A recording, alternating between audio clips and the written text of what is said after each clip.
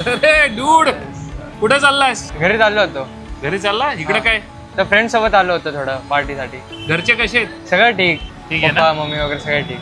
New इयरचं काय resolution केले का नाही? काय नाही सध्या तर काय नाही, मस्त चिल फ्रेंड सोबत. फ्युचरचा काय प्लॅन केलायस का नाही? आता पुढचा विचार कोण करतंय? पप्पा हे सगळं चाललंय ठीक. तुला वाटत नाही का तू कुठेतरी चुकतोयस? मी ना तुझ्या ह्या एजला होतो ना, त्या एजला ना मी डिसाईड केलं तर मला एज्युकेशन काय करायचं आहे, पुढं बिझनेसमध्ये जायचं आहे तर कुठल्या बिझनेसमध्ये गेलो पाहिजे. आणि ज्यावेळी मी बिझनेसमध्ये इन्व्हॉल्व झालो ना, मी सगळा प्लॅन आहे ना पहिला माझ्या माइंडमध्ये डाउनलोड केला. आणि तो नुसता डाउनलोड नाही केला किंवा विचार नाही केला, तो लिहून काढला की ह्या वर्षीपर्यंत इतकी दुकान ओपन करायची, नंतर काय करायचं, कशी टीम हायर करायची, HR करायचं, तसं प्रोसेस सेट्स करायच्या.